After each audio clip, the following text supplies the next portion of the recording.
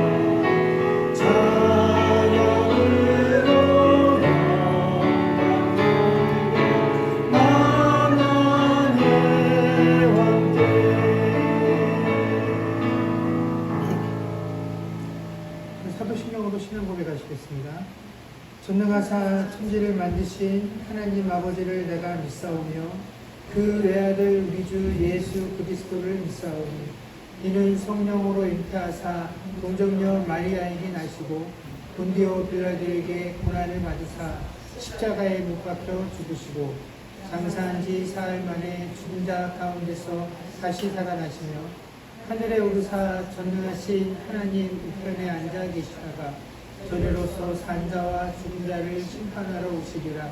성령을 믿사오며 거룩한 공예와 성도가 서로 교통하는 것과 죄를 사하여 주시는 것과 몸이 다시 사는 것과 영원히 사는 것을 믿사옵나이다. 아멘. 다 같이 자리 앉으시고 찬송가 384장 찬양하겠습니다.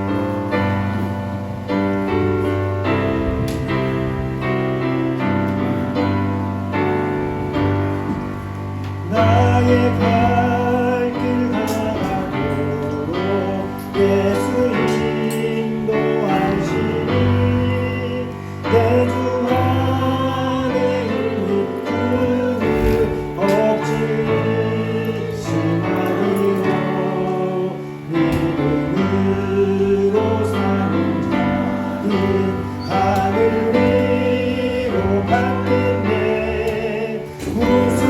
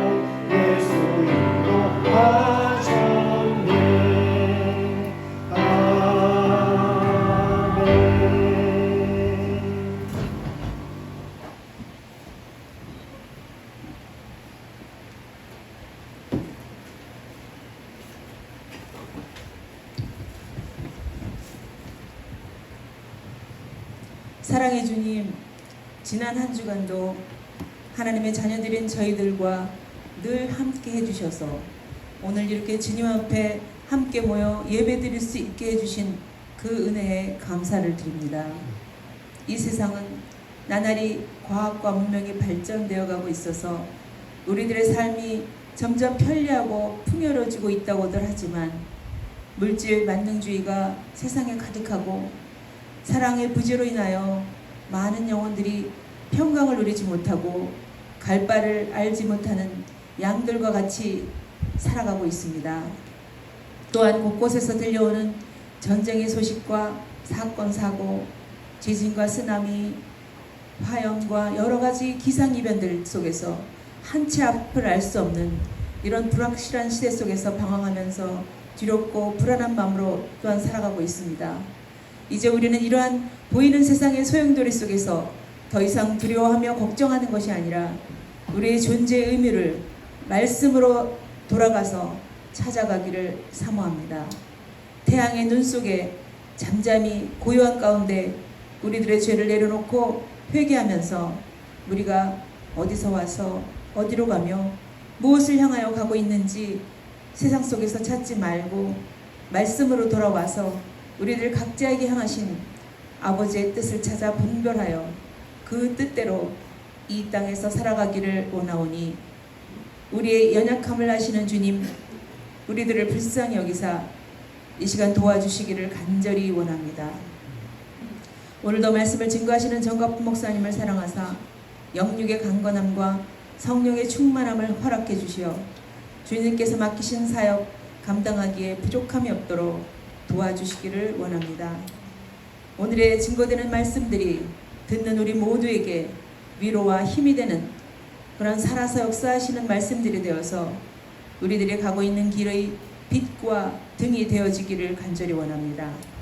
저희 주님의 교회가 주님과 함께 지어져가며 사랑의 수고와 나눔이 풍성하며 기도와 말씀이 충만한 교회, 순종과 감사가 넘치는 교회 되어져서 아버지의 사랑과 은혜를 삶으로 증거하는 그런 교회 되어지기를 간절히 원합니다. 이 시간 특별히 정수학 권사님의 치료 일정이 최고의 의료진을 통하여 아름답게 주님 안에서 준비되어져서 속히 건강을 회복하시기를 원하며 유행근 집사님의 건강을 지켜주실 것을 이 시간 다시 의탁드립니다. 그 외의 건강 문제로 어려움 가운데 있는 성도들과 재정의 어려움들, 관계의 문제들, 영적인 문제의 기도 제목들을 이 시간 들어주시어 응답해 주시기를 원합니다. 또한 저희들의 자녀들의 믿음의 성장과 인생의 모든 것을 주님께 의탁드리오니 가장 좋은 때, 가장 좋은 방법으로 우리 자녀들의 삶을 채워져 가게 해주실 것을 믿고 감사드리며 오늘의 이 예배를 우리를 죄에서 구원해 주신 예수 그리스도 이름으로 감사하며 기도드렸습니다. 아멘.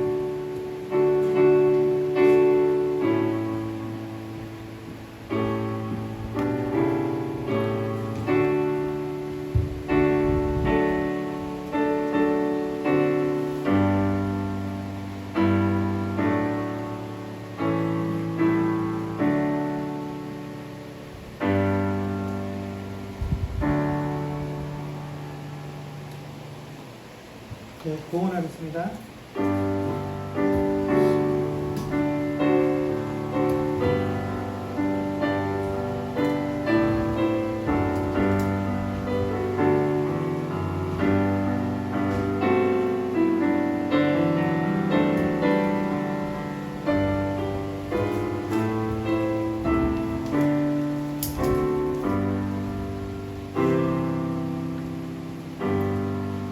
기도하겠습니다. 좋으신 하나님 은혜를 감사합니다. 지난 한 주간 동안에도 하나님께서 각 가정 가운데 허락하신 귀한 일터에서 일하게 하시고 내가 보던 모든 것들이 하나님께서 허락하신 귀한 은혜인 것을 고백하며 예물 드리게 하시니 주여 감사드립니다.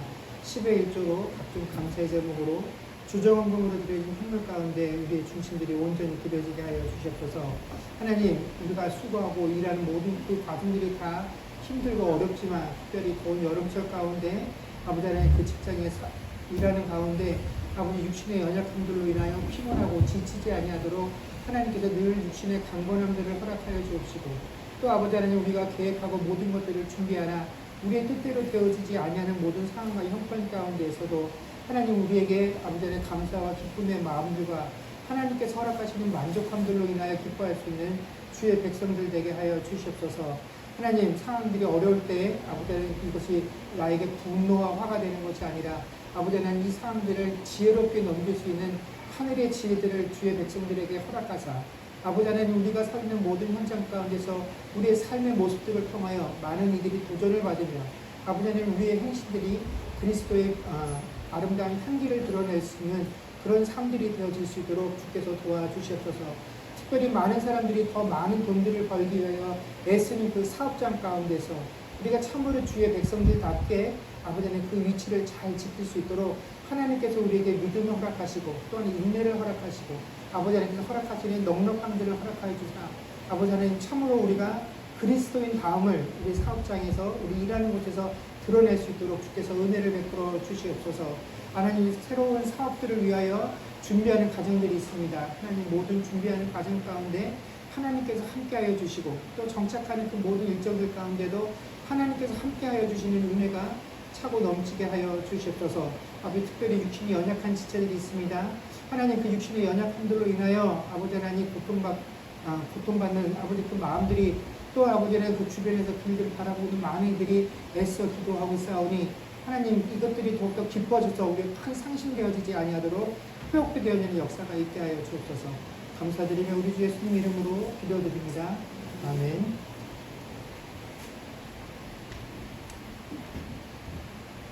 네, 우리 학생들은 공부하도록 이동하겠습니다.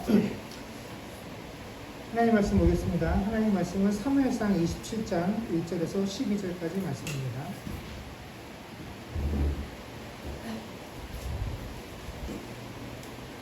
사무엘상 27장 1절에서 12절까지 말씀을 저와 여러분이 한 절씩 교독하겠습니다. 다윗이 그 마음에 생각하기를 내가 후일에는 사울의 손에 붙잡히리니 블레셋 사람들의 땅으로 피하여 들어가는 것이 좋으리로다. 사울이 이스라엘 온 영토 내에서 다시 나를 찾다가 단념하리니 내가 그의 손에서 벗어나리라 하고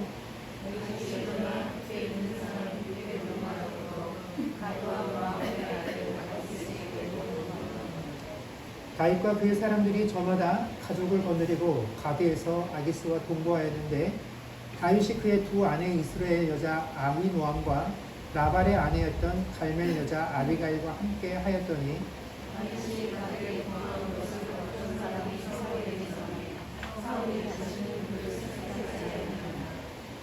다윗이 아기스에게 이르되 바라건대 내가 당신께 은혜를 입었다면 지방 성읍 가운데 한 곳을 내게 주어 내가 살게 하소서.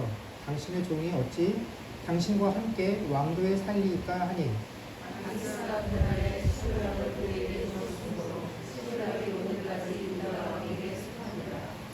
다윗이 블레셋 사람들의 지방에 산 날수는 1년 4개월이었더라.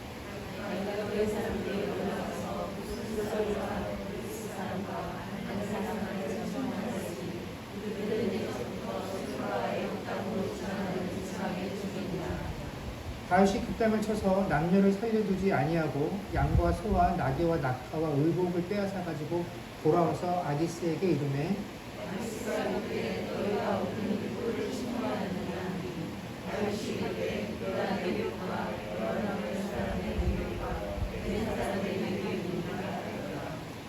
다윗이 그 남녀를 살려서 가도로 데려가지 아니한 것은 그의 생각에 그들이 우리에게 대하여 이르기를 다윗이 행한 일이 이러하니라 하여 블레셋 사람들의 지방에 거주하는 동안에 이같이 행하는 습관이 있었다 할까 두려워함이었더라. 아기스가 다윗을 믿고 말하기를 다윗이 자기 백성 이스라엘에게 신이 미움을 받게 되었으니 그는 영원히 내 부하가 되리라 생각하니라. 아멘. 오늘 본문에 보면 다윗이 자신을 계속하여 쫓는 사울을 피해서 자신과 함께 있던 자신을 따르던 우리 600명과 함께 사울의 권력이 닿지 아니하는 적국인 블레셋 아기스에게 망명하는 내용들을 다루고 있습니다. 오늘 다윗이 이런 결정을 하게 된 배경에는 결정적으로 자신은 사울 왕을 죽일 수 있었던 기회가 있었음에도 불구하고 번번이 사울을 살려주었음에도 불구하고 이 사울 왕이 자신을 죽이려는 그 의지가 전혀 변하지 아니하는 이 상황 속에서 다윗이 크게 낙담을 하게 되었고, 내가 스스로 내 생명을 보존하기 위해서라면 하나님을 더 이상 의지할 수 없고 하나님의 방법을 따를 수 없고 내가 내 살 길을 찾아야 되겠다. 이 미래에 대한 불안감 때문에 자기 스스로 방법을 결정해서 블레셋으로 피신을 하게 되었다라는 것이죠. 그럼 우리가 인간적인 마음에서는 다윗이 이런 결정들을 하고 선택을 한 것이 충분히 이해가 됩니다. 그러나 우리가 인간적으로 다윗의 이런 결정들이 충분히 이해되는 것과는 별개로 다윗의 이런 행동과 결정들은 분명히 잘못된 것이죠. 우리가 지금 사무엘상을 쭉 다뤄보면서 번번이 확인하게 되는 것이지만 다윗은 지금까지 수차례 죽을 고비를 넘겨왔습니다. 그리고 그 죽음의 고비 순간들을 통과하면서 다윗이 경험했던 내용은 뭐냐면, 내가 아무리 절망적이고 아무리 목숨이 경각에 달린 그 순간에 있다 할지라도 하나님께서는 당신의 택하신 백성을 마지막까지 끝까지 완전하게 보호하시는 분이시다라는 사실을 이 위험한 순간들을 통하여 다윗이 경험하고 깨달았다라는 것이죠.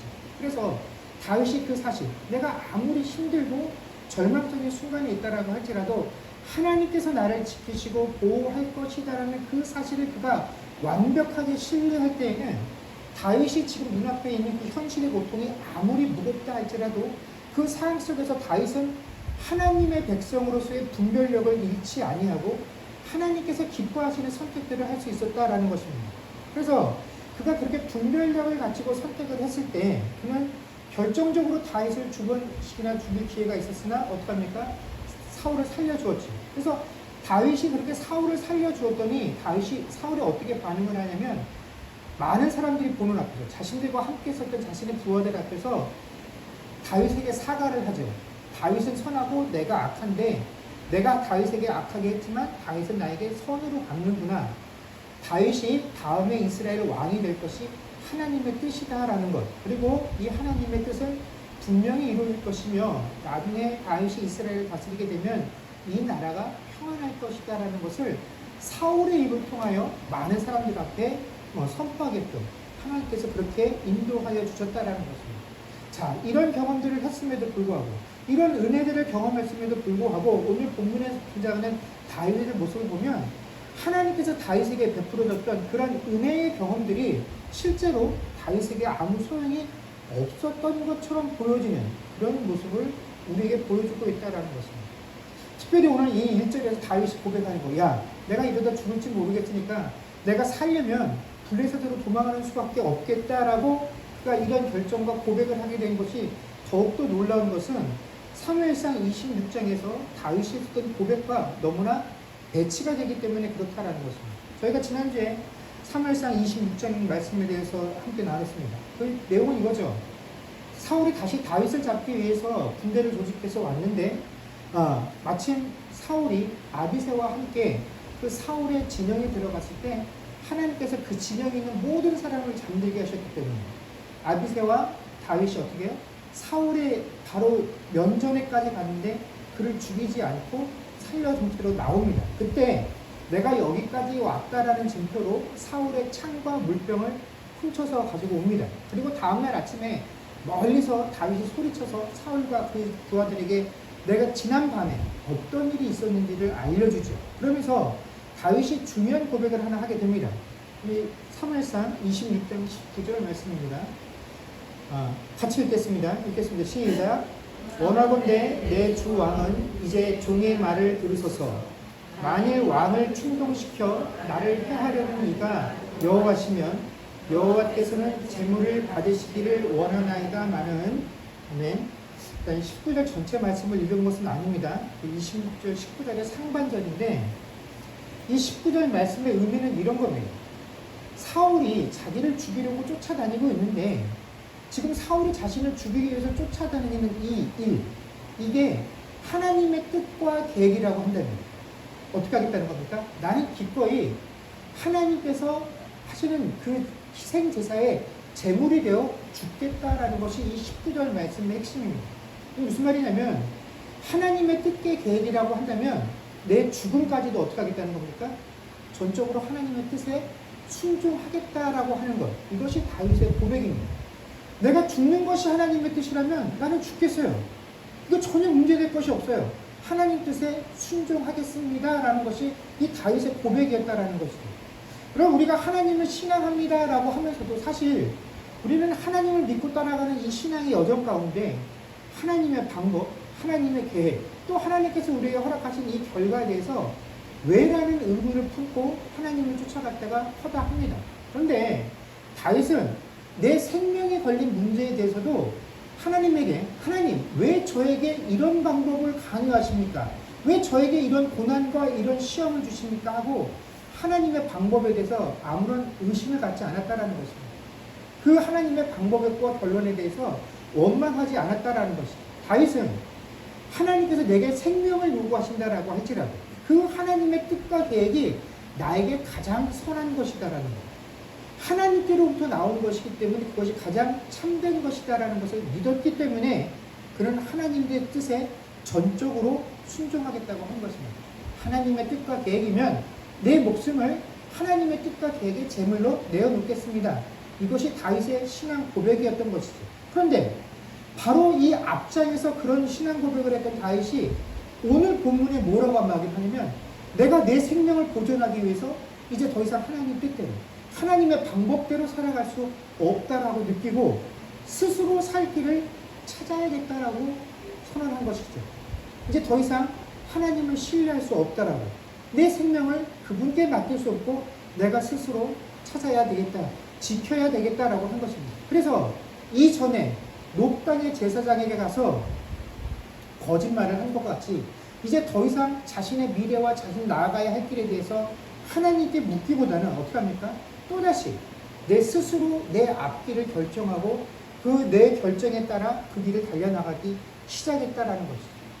여러분 우리가 이렇게 다윗이 하나님의 은혜를 경험하고 또다시 그 은혜가 충만함에도 불구하고 풍성함에도 불구하고 또다시 그 은혜로부터 떠나는 이런 모습들을 보면서 우리가 느끼게 되는 건 뭐냐면 우리가 정말로 은혜가 풍성해서 기쁨이 넘쳐서 내가 하나님 나는 앞으로 이렇게 살겠습니다라고 내 입술로 하는 그 고백과 실제로 그 고백에 쫓아서 사는 삶이 얼마나 일치하기가 어려운지를 새삼새삼 우리에게 보여준다라는 것입니다. 내 입술의 고백과 내 삶에 얼마나 큰 간극이 있는지 그리고 그 간극은 하나님께서 우리에게 부어주시는 그 은혜만으로는 다 채워지지 못하는 우리의 연약함들이 있다라는 것입니다. 우리 신앙의 진면목이 이것이다라는 것이죠. 조금만 좋으면 하나님을 위해서 하나님 뜻대로 살겠습니다라고 말을 하는데 그렇게 살다가도 어느 순간에 난 도저히 이제는 하나님 뜻대로 못 살겠습니다. 이렇게는 못 살겠어요. 라고 하는 것이 우리 신앙의 진면목이다라는 것입니다. 그럼 많은 신자들이 하나님께서 내 삶 속에서 하나님의 특별한 방법으로 간섭을 해주시고 그 간섭의 결과로 인해서 놀라운 결과들이 내 인생에서 만들어지기 시작하면요. 우리는 이런 상황들을 보면서 와 하나님이 정말 살아계시는구나. 그래서 그 하나님께 영광을 돌리고 내가 그런 하나님을 믿고 신앙생활에 스스로 자부심을 표하기도 합니다.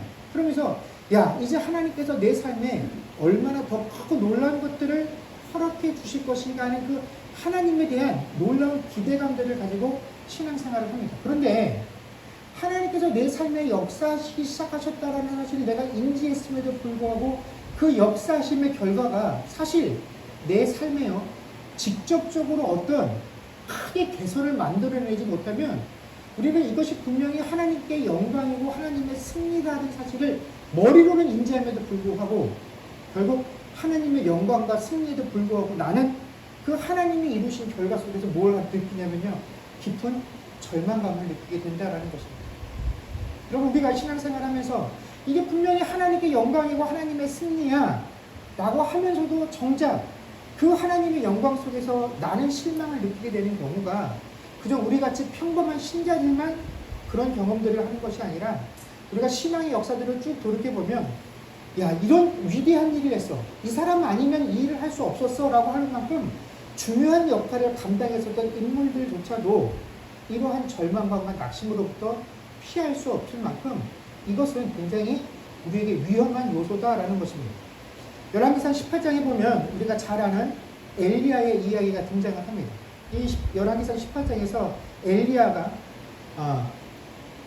그 당시 이세벨과 아합왕으로 인해서 바알의 숭배가 이스라엘 전역에 만연하게 되죠. 그래서 이 갈멜산에서 바알 제사장들과 함께 바알과 하나님 중에서 어떤 분이 참 신인지를 놓고 대결을 벌이게 됩니다.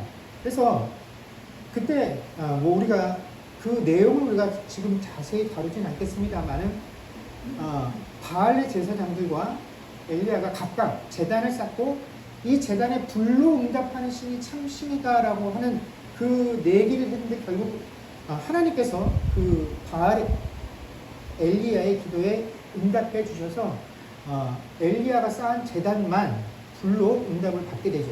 이 광경을 이 갈멜산에서 지켜봤던 이스라엘 백성들이 그동안 우리가 바알에게 속았구나 라고 해서 어떡합니까? 바알 선지자들을 강가로 끌고 가서 다 목을 쳐서 죽입니다. 이 광경을 아합왕이 보고서 겁에 질려서 도망을 가고 자신이 보고 들었던 모든 내용들을 자신의 아내인 이세벨에게 알려줍니다. 자, 엘리야가 이 광경을 다 지켜보면서 마음속으로 스스로 판단하기를, 야, 이제 이스라엘 백성들 앞에서 바알과 하나님 중에 어떤 신이 참 신인지 드러났으니 이제 이스라엘 땅에서 더 이상 바알 신을 섬기는 일들은 없어질 것이야. 바알 신에 대한 숭배가 끝날 것이다 라고 생각을 했고, 또 이스라엘의 바알을 소개해서 이렇게 이스라엘이 배교하도록 만들었던 이 원흉인 이세벨 여왕도 쫓겨나게 될 것이다 라고 스스로 기대를 했다라는 것입니다. 그런데 이런 기대가 한순간에 다 무너지게 되죠. 이 이스라엘 백성들이 바알의 선지자들을 다 끌어다가 강가에서 목을 쳐서 죽였음에도 불구하고 이 바알 신을 숭배하는 것을 멈추지 않더라는 것입니다. 또 이 모든 일들을 들었던 이세벨이 뭐라고 호언장담을 하냐면, 엘리야가 내 선지자들을 다 잡아 죽였다고? 그렇다면 나는 그 엘리야를 그대로 살려주지 않겠다. 내가 엘리야를 꼭 죽이겠다라고 많은 사람들 앞에서 호언장담을 하게 되었다라는 것입니다. 그래서 엘리야가 하나님께서 이런 기적을 베푸셨음에도 불구하고 변하지 아니하는 이 이스라엘 백성들의 모습, 또 하나님을 대신해서 이 놀라운 일을 했던 하나님의 선지자인 나를 죽이겠다고 호언장담하는 이 이세벨의 모습을 보면서 어떡합니까? 큰 낙심에 빠지게 됩니다.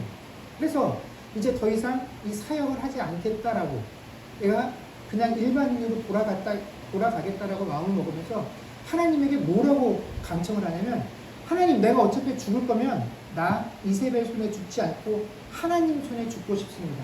하나님이 나를 죽여주십시오 라고 하나님께 간구하는 상황에 이르게 되었다라는 것입니다.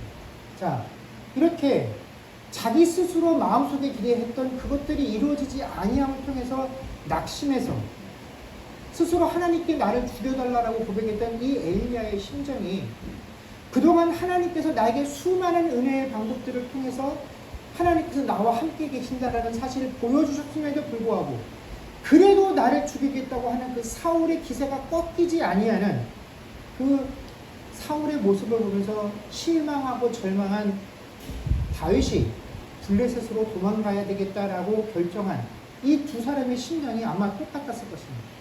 근데 여러분, 사실 엄밀히 말해서 전과 비교했을 때 다윗의 상황이 더 나빠진 것은 하나도 없습니다. 다윗이 느끼는 이 불안함과 위협들은요, 그 전에도 계속 있었던 것입니다. 그 전에는 좋았었는데 갑자기 사울이 그렇게 하겠다는 것이 아니라 새로운 것이 전혀 아니었음에도 불구하고 어느 날 갑자기, 그 전에는 이 문제를 놓고 하나님께 맡기고 하나님께 의뢰하고 하나님께서 해결해 주실 거야.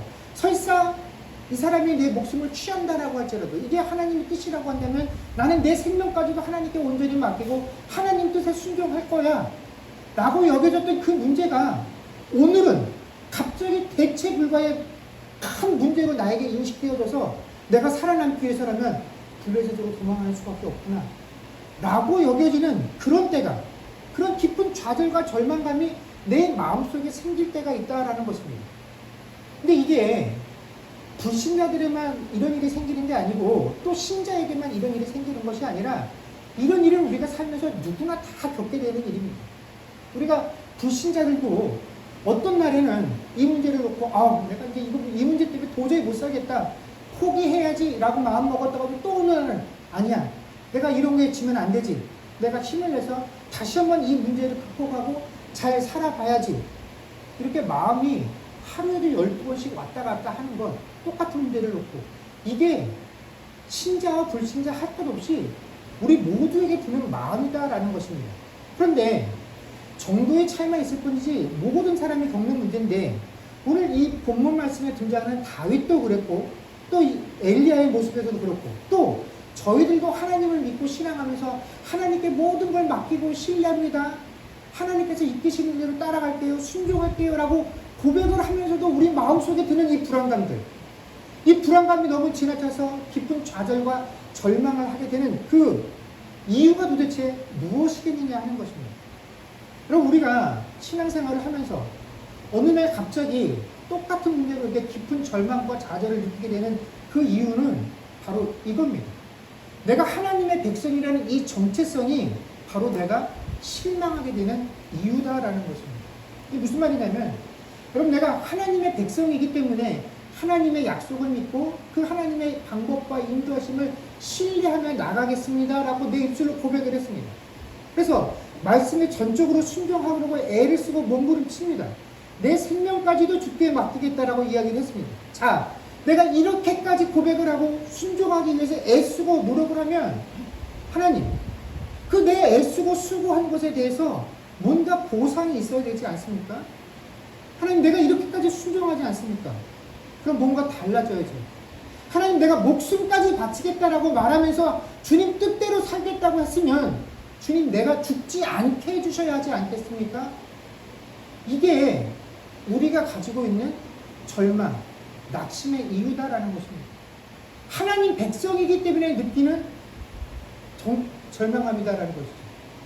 내가 하나님의 백성에 대해서 이렇게 살겠습니다라고 고백하고 몸부림치면, 이런 나를 보면서 하나님, 봐라, 내 자녀가 내 뜻대로 살기 위해서 이렇게 애를 쓰고 노력을 한다, 세상의 가치관과 기준이 아닌 내 말씀대로 살기 위해서 애쓰고 분투한다 하는 이런 모습을 보면서, 하나님은 영광을 받으십시오, 하나님은 영광이라는 명예를 얻으시고 그 대가로 나에게는 문제의 해결이라는 신뢰를 주셔야 되는 것이 맞지 않습니까? 그런데 그것이 이루어지지 않기 때문에 우리가 낙심하고 절망한다라는 거죠. 문제의 해결보다 더 큰 낙심과 절망의 이유는 뭐냐면, 도대체 내가 하나님 백성으로 얻는 이익이 뭐냐는 것이죠. 내가 이렇게 힘들게 살아야 하는 이유가 뭐냐는 것입니다. 그래서 낙심하고 그래서 절망하게 된다는 것입니다. 그래서 그 상심이 다윗을 하여금 블레셋으로 향하게 만들었다라는 것입니다. 여러분, 다윗이 블레셋으로 망명한 것이 이번이 처음이 아니죠. 이 앞에서 롯 땅에서 도망쳤던 다윗이 그때도 이 블레셋으로 도망을 합니다. 근데 그때는 혼자 블레셋으로 망명을 했더니 거절을 당하죠. 그래서 살기 위해서 미친 척하고서 그곳을 빠져나오게 됩니다. 그런데 이번에 블레셋으로 갈 때는 자신을 따르는 무리가 600명이나 있었습니다. 거대한 세력이 되니까 이번에는 블레셋에서 환영을 합니다. 다윗이 이루고 있는 그 세력들이 블레셋에게 분명히 유용하게 쓰일 수 있다라고 여겼기 때문인 것 같습니다.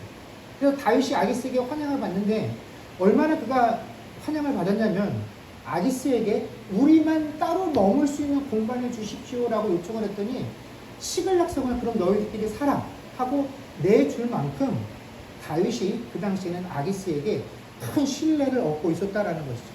그래서 이 시글락 땅에 1년 4개월 동안 머물고 있었는데, 다윗이 이곳에서 1년 4개월 머물면서 한 일이 뭐냐면, 그술 사람과 기르스 사람과 아말렉 사람들을 공격하고 그 사람들을 죽이고 그들의 전리품들을 가지고 와서 아기스에게 그것들을 바쳤다라는 것입니다. 그런데 실제로는 이렇게 이방인들을 공격해서 모든 것들을 취하면서도 아기스에게 뭐라고 보고를 하냐면, 내가 유다 남방에 있는 지역과 또 여라무엘 사람의 남방과 겐 사람의 남방을 쳤습니다 라고 고백을 합니다. 자, 여기서 남방 지역이다라는 말이 계속 따라 나오는 이유는 뭐냐면, 이 남방 지역이 어느 지파가 다스리고 있는 지역이냐면 유다 지파가 다스리고 있는 지역이기 때문에 그렇습니다. 다윗이 어느 지파 출신이죠? 유다 지파 출신 아닙니까? 그러니까 유다 지파 출신인 이 다윗이 주로 이스라엘을 공격하는데도 어느 지역을 공격한 겁니까? 자신의 출신인 그 유다 지파 사람들이 살고 있는 지역들을 공격했다라는 것을 보여주기 위해서 이 남방 지역을 내가 공격했다라고 보고를 했고, 아기스는 어떻게 합니까? 야, 다윗이 자신의 출신인 그 유다 지역을 공격했으니 그곳 사람들에게 신망을 잃어서 앞으로는 영원히 내 수하가 될 수 있겠구나라고 느낄 수 있었다라는 것입니다. 다윗이 공격했던 이 그술, 기르스 아말렉 사람들은요, 전통적으로 이스라엘과 원수지간이었던 사람들입니다. 끊임없이 이스라엘 주변에 살면서 이스라엘의 국경을 침범해서 이스라엘 사람들이 힘들게 했던 사람입니다. 더군다나 아말렉 같은 경우에는 이 사울이 초대왕이 되었을 때 하나님께서 이 아말렉을 진멸하라는 명을 내릴 정도로 아말렉은 이스라엘이 출애굽할 때부터 이스라엘의 원수였던 그런 종족이죠. 그러니까 다윗이 이런 아말렉 족속을 공격했다라는 것은 이스라엘 사람들의 입장에서 보면 충분히 이해하고, 오늘날 우리가 볼 때에도 이렇게 해서 하나님도 좋아하셨을 거야 라고 생각할 만한 행동이었다라는 것입니다. 자, 어쨌든 결과적으로 이스라엘의 적들은 줄이고 또 거짓을 통해서 아기스에게는 다윗이 신임을 얻을 수 있는 일거양득의 방법처럼 보인다라는 것입니다. 다윗이 비록 블레셋의 피신에 와 있지만 자신의 적국인 블레셋 사람에게 이익이 되는 일은 하지 않고 이스라엘에게 유익한 일들을 나름대로 하려고 애썼다라고 우리가 다윗의 행동을 생각할 수 있습니다. 자, 그런데 우리가 생각하는 것만큼이나 정말 다윗의 이 행동이 이스라엘에게 유익하고 다윗에게도 유익한 훌륭한 처세가 되었느냐? 다윗이 공격한 사람들이 이방 민족이었기 때문에 그들이 마땅히 다윗에 의해서 죽임을 받고 공격받는 것이 문제될 것이 없었느냐 하면 그렇지 않다라는 것입니다. 여러분, 하나님께서 사울을 이스라엘의 왕으로 세우실 때 그 사울에게 맡기신 가장 중요한 임무, 네가 이스라엘 왕이 되어서 첫 번째로 해야 돼, 가장 우선적으로 해야 될 가장 큰 임무다라고 하고 맡겨주신 것이 무엇입니까? 블레셋의 압제로부터 이스라엘을 구원하는 것. 이것이 이스라엘의 왕이 해야 될 가장 중요한 임무였다라는 것입니다. 그래서 아직 사울이 이스라엘의 왕으로 등극하지 않았음에도 불구하고 사무엘이 사울에게 기름을 부어주고 나서 그에게 첫 번째로 맡긴 일이 무엇입니까? 네 고향에 있는 블레셋 군대의 진영을 공격하라는 것이었습니다. 근데 사울이 이 말에 순종합니까? 아니죠. 기름 부음을 받아서 왕이 될 것이다라는 사실을 알았음에도 불구하고 이 블레셋 군대의 진영을 공격하라는 명령을 무시하고 그냥 집에 들어가서 조용히 지냅니다. 그래서 그는 처음부터 하나님께서 이스라엘의 왕에게 맡기신 이 사명을 수행하는데 실패합니다. 그래서 가장 치욕적인 장면은 뭐냐면 이 블레셋의 골리앗과 전쟁을 치르게 됐을 때 어떻게 합니까? 사울이 겁에 질려서 감히 전쟁터에 나가지 못하는 것이 이 블레셋과의 대적에서 가장 치욕적인 장면입니다. 그런데 이런 사울의 모습과 가장 대비되면서 나중에 사울은 천천히요, 다윗은 만만이라는 이 칭송을 받으면서 다윗이 역사의 전면에 등장하고 이스라엘 백성들에게 사랑을 받게 되는 이유가 무엇이었습니까? 사울이 치명적으로 약점이 드러났던 그 골리앗과의 싸움에서 골리앗을 무찌르는 일을 이 다윗이 어린 나이로 해냈기 때문에 역사의 전면에 다윗이 당당하게 등장할 수 있었다라는 것이죠. 그리고 그 이후에 다윗은 이스라엘의 군대 장관이 되어서 이 블레셋과의 전투에 엄청난 전공을 세워 나갑니다. 그런데 지금 다윗의 모습은 어떻습니까? 이제 더 이상 하나님께서 이스라엘의 왕으로서 해야 될 그 블레셋과의 전쟁을 하고 있는 것이 아니라 블레셋 사람들에게 내 목숨을 지켜달라고, 내가 이제 더 이상 하나님 신뢰 못하겠습니다. 하나님 믿고 하나님 방법대로 갔더니 사울이 나를 죽이려고 하는 이 행동을 멈추지 않아요. 사울이 두려워하는 건 하나님이 아니라 당신들이니까 당신들이 내 목숨을 보호해 주십시오라고 그 원수들에게로 피신을 하게 되었다라는 것입니다. 그러면서도 이 블레셋 땅에 자신의 목숨을 의탁하고 와서도 그래도 하나님 앞에 최소한의 양심이 있었든지, 하나님, 그래도 내가 이스라엘 출신이기 때문에 이스라엘 사람들에게 불리한 일은 하지 않아요. 블레셋 사람들에게 유익한 일은 하지 않아요. 내가 블레셋 사람들에게 거짓말하고 내가 실제로는 이스라엘의 원수들을 징벌하고 다녔습니다. 내가 최소한의 양심은 있습니다. 라고 한 행위가 바로 이 이방 민족들을 공격하고 다녔던 그 이유의 본질이다라는 거죠. 근데 하나님께서는요, 이처럼 하나님께서 당신에게, 하나님의 백성에게 맡기신 그 고유의 뜻을 거스리고 내 생명과 내 유익을 위해서 앞으로 내가 하고 싶은 일만 하면서 살겠습니다 라고 해서 스스로 내가 선택한 그 행위의 결과가 고통으로 돌아오게 하셨다라는 것입니다. 이렇게 아말렉과 이방 민족들을 공격하고 다녔더니 나중에 이 블레셋이 사울과의 마지막 전쟁을 치르기 위해서 이 다윗을 호출하죠. 이 호출에 따라 나갔다가 이 시글락성을 비운 사이에 어떤 일이 벌어집니까? 아말렉 족속들이 이 시글락성을 공격해서 남겨져 있던 아내들과 자식들을 다 포로로 잡아가는 일이 생기게 되었다는 것입니다.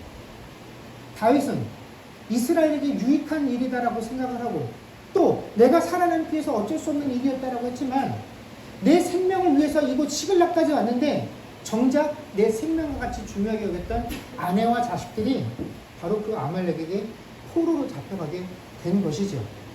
여러분, 다윗을 통해서, 이 다윗의 삶을 통해서 하나님께서 영광을 받으실 때, 다윗의 그 행동을 하나님 참으로 기뻐하실 때, 그 순간의 다윗의 삶의 특징을 우리가 살펴보면요, 그 순간에 다윗은 모든 상황 속에서 내 뜻과 내 유익이 아니라 하나님의 말씀을 가장 우선시했다라는 것입니다. 그래서 이 상황 속에서 무엇이 하나님이 기뻐하실 일인지를 분별하는 자였다라는 것이죠. 그랬기 때문에 모든 사람이 지금 이 순간 사울을 죽이는 것이 하나님의 뜻입니다라고 말할 때에도 사울을 살려주었다라는 것입니다. 그만큼 다윗은 하나님의 뜻에 따를 때 어떠한 모습으로 우리에게 보이시냐면 정말 우리가 볼 때 인간의 견지에서 보면 답답할 정도로 손해보는 삶을 살았다라는 것입니다. 그런데 그런 삶을 살 때 어떻게 해요? 하나님께 영광이 된다라는 것입니다. 그런데 그렇게 하나님께 영광이 되는 삶을 스스로 포기하고 내 생각과 내 뜻을 쫓아 살 때 그러면 내가 원하는 것들을 취하면서 만족할 수 있습니다. 내 생명이 위험해. 블레셋 아래 들어가 있으면 안전할 것이야. 그곳에 들어왔더니 환영받고 우리만 거할 수 있는 시글락성도 얻었습니다. 이런 모습들 보면 다윗의 선택이 잘 된 것 같죠? 또 아기스에게 거짓을 통해서 그의 신임을 얻고 실제로는 돌아다니면서 이방 민족들을 공격해서 전과를 올리고 이 모든 것 다윗이 원하는 대로 다 이루어지는 것 같습니다. 그런데 그렇게 다윗이 살았더니 다윗이 지나간 자리에 남는 건 뭡니까? 피밖에 없습니다. 죽음밖에 없습니다. 자기 스스로는 정당하다고 말할지 모르나 하나님께서 그에게 명령하신 일이 아니에요. 싸워서 승리하는 전과를 올렸지만 하나님께서 이 싸우기를 원하셨던 대상은 그들이 아니라 누굽니까? 블레셋이었다라는 것입니다. 근데 그 블레셋을 눈앞에 두고 그들 밑에서 그들과 함께 거하면서 내가 스스로 원수라고 내 대적이라고 이렇게 하면 하나님께서 기뻐하실 것이라고 내 스스로 정한 일들을 그것만 해가며 살아간다라는 것입니다. 여러분, 신앙이 어려운 이유가 바로 이것입니다.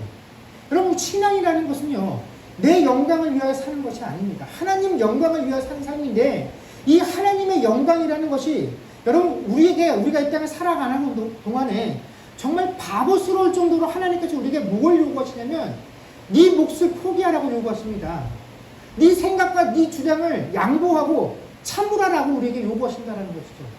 너를 부인하고 십자가를 지고 내 뒤를 따르라고 요구하는 것이 하나님께 영광 되어지는 신앙의 삶이다라는 것입니다. 그런데 우리가 하나님께 뭐라고 대답을 하냐면요, 하나님 좋습니다. 제가 하나님 위해서 온갖 고초와 고난 다 받을 수 있습니다. 십자가를 지고 따라오라고요? 제가 주님 위해서 십자가 질 수 있습니다. 온갖 고난 받을 수 있습니다.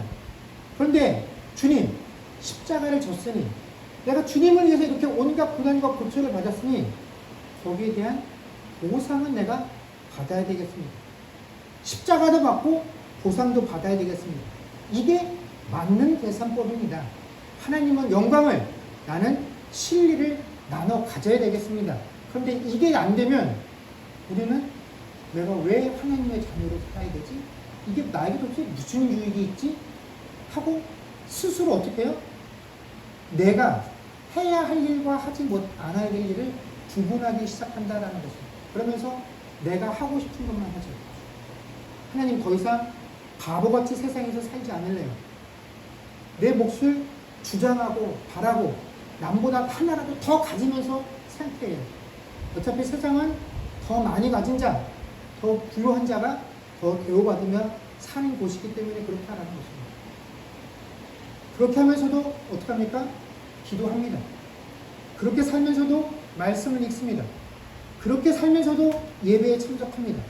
그런데 그렇게 살면서 기도하고 말씀 읽고 예배에 나오는 건 나를 정당화하기 위한 수단일 뿐입니다. 다윗이요, 내 마음대로 하면서 그래도 나는 이스라엘에게는 유리한, 블레셋에게 유익한 일은 하지 않아요. 스스로 하나님 앞에 자신의 정당성을 찾았던 것처럼 그렇게 스스로 하나님 앞에 하나님 나 그래도 이 정도는 하잖아요 하는 정당성을 내수기 위한 방편으로 이 신앙을 사용하고 있을 뿐이지 하나님께서 기뻐하는 하나님 백성이 사는 모습은 결코 아니다라는 것입니다. 사랑하는 성도 여러분, 우리가 하나님께서 내게 요구하시는 그 요구로부터 내 눈을 돌리고 하나님으로부터 내 눈을 돌린 채 하나님께로부터 내 마음을 닫은 채 여러분 기도하면 무슨 기도하겠습니까? 하나님의 마음에 내가 순종하게 해달라고 기도 못합니다. 말씀을 읽고 묵상을 하면 뭐합니까? 다 내 뜻대로 해석할 텐데 예배를 드리면 뭐합니까? 하나님을 쫓아가는 것이 아니라 내가 가는 곳에 하나님을 끌고 가기 위함입니다. 여러분 이렇게 드리는 묵상과 이렇게 하는 기도와 예배가 도대체 우리에게 무슨 의미가 있겠습니까? 여러분 나를 위해서 하는 것, 내가 하고 싶어서 하는 것은 그 예배는 우리의 것이 아니에요. 그 하나님께서 받으시는 예배 아닙니다. 그 하나님께서 찾으시는 기도 아닙니다. 그런데 우리가 그렇게 하고 있다는 것입니다. 고린도후서 4장 16절의 말씀입니다. 우리 같이 읽겠습니다. 시작. 그러므로 우리가 낙심하지 아니하노니 우리의 겉사람은 낡아지나 우리의 속사람은 날로 새로워지도다. 아멘. 여러분 우리가 왜 낙심을 하게 되냐면 이 겉사람을 우리가 자꾸 보기 때문에 그렇다라는 것입니다. 우리가 낙심하고 절망하는 대상들은 결국 낡아서 없어지게 될 이 겉모습, 겉사람들에 가는 것인데 우리가 자꾸 하나님께 신앙생활하면서 이것들로 나를 만족시켜달라고 요구하기 때문에 우리가 낙심하게 되는 것입니다.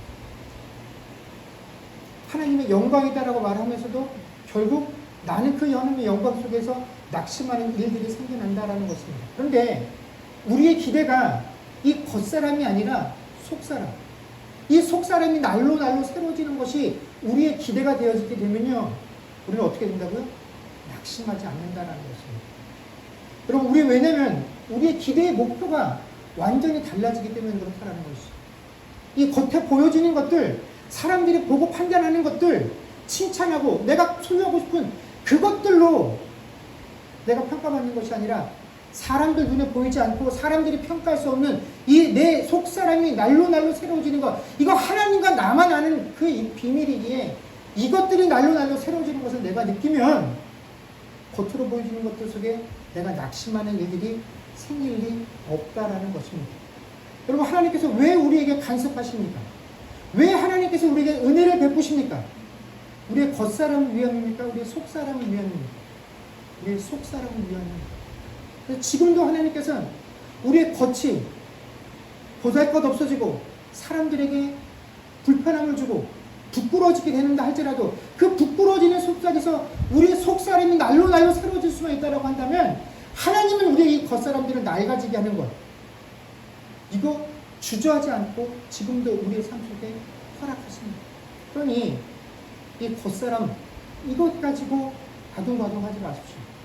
이것 하나 더 누리겠다고, 이거 하나 더 갖겠다고 하나님 백성으로서의 자존심들 포기하지 마십시오. 이게 지금 당장에 내 손에 하나 조금 더 주어지는 것이 기쁨이 될지 모르나 여러분 어차피 겉사람의 것들을 추구하다 보면 우리는 낙심할 수밖에 없는 존재입니다. 사랑하는 성도 여러분, 이번 한 주간 동안에 우리가 겉사람이 아닌 내 속사람이 하나님께서 부어주시는 그 은혜를 통하여 더욱더 새로워질 것을 기대하며 우리가 삶 속에서 오는 낙심이 아닌 하나님의 영광 속에서 그것들을 함께 누리며 살 수 있는 저와 여러분들이 되어줄 수 있기를 주의 이름으로 간절히 축원합니다. 기도하겠습니다. 그렇습니다. 주님, 바로 어제까지는 내 생명을 찾는 것이 하나님의 뜻과 계획이라고 한다면 얼마든지 그 하나님의 뜻과 계획 속에 내 생명까지도 내어놓겠습니다 라고 고백했던 다윗이 또 오늘은 내가 내 생명을 지키기 위해서라면 더 이상 하나님을 믿고 따르고 하나님의 방법이 아닌 세상의 방법을 찾아야겠다라고 이스라엘 왕의 가장 큰 원수요 가장 큰 임무의 대상이었던 그 블레셋 그 원수의 그늘로 피해서 자신의 목숨을 보존하려고 했던 이 다윗의 모습이 결국 우리의 모습입니다. 우리는 어느 날은 하나님의 뜻대로 살겠노라고 장담하고 고백하며 기쁨에 들떠서 살다가 또 어느 날은 똑같은 문제와 제목들을 가지고 이제 더 이상 하나님을 신뢰하고 하나님 방법대로는 못 살겠다고 세상으로 달려가는 이 연약함들이 우리가 가지고 있는 낙심의 이유입니다. 결국 하나님의 백성인데 그 하나님의 백성의 참된 기쁨을 세상의 신뢰에서 찾는 것이 우리 신앙의 목적이다 보니까 그것들이 이루어지지 못하면 우리는 늘 낙심하고 절망하게 됩니다. 하나님은 영광을 받으실지 모르나 하나님의 영광 속에서도 그 하나님의 백성은 우리들은 늘 낙심하고 절망하게 되는 것들이 우리가 스스로 내가 왜 하나님의 백성이고 하나님의 백성이 누려야 될 진정한 기쁨은 무엇인지를 우리 스스로 온전히 깨닫지 못하기 때문에 이런 낙심과 절망 가운데 우리의 삶들이 살아가게 되어진다는 것입니다. 우리가 겉사람이 변하고 겉사람이 더욱더 진보되는 것들을 기대하게 되면 우리는 낙심할 수밖에 없는 존재입니다. 아무리 좋은 것, 아무리 새 것을 입어도 결국 낡아지는 것이 우리의 겉사람인데 우리가 이것들을 취하기 위해서 하나님께서 우리에게 허락하신 이 시간들을 이것들을 쟁취하는 데서 허비하지 않게 해 주시옵소서.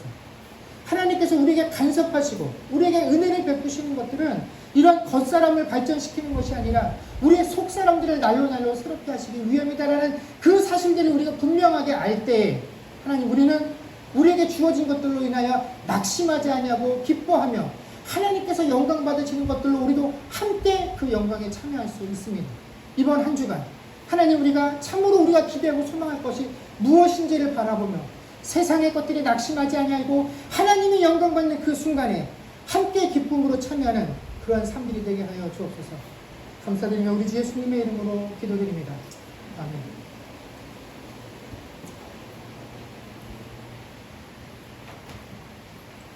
나의 안에 거하라. 하나님께 사용하겠습니다.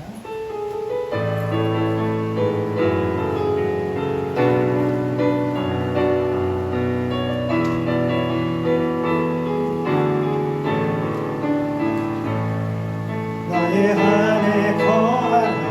나의 하나님 모든 한량 가운데 너를 지키자라.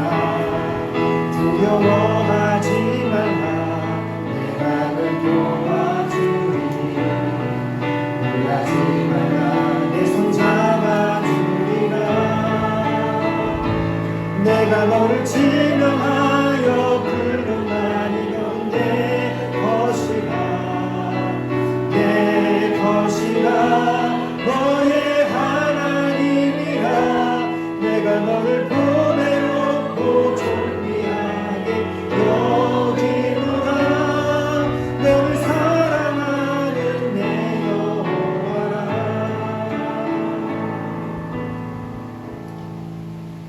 기도하겠습니다. 지금은 우리 주 예수 그리스도의 은혜와 하나님 아버지의 크신 사랑과 성령님의 교통하심과 충만케 하는 역사가 이제 하나님의 영광이 나의 낙심이 아닌 하나님의 영광이야말로 내 가장 큰 기쁨이 되어질 수 있도록 날마다 내 속사람이 새로워지는 것에 기대와 소망을 가지고 살기로 고백하는 주의 백성들과 그들의 가정과 사업과 자녀들과 그 미래와 이 교회 위에 이제로부터 영원토록 함께 있을지어다. 아멘.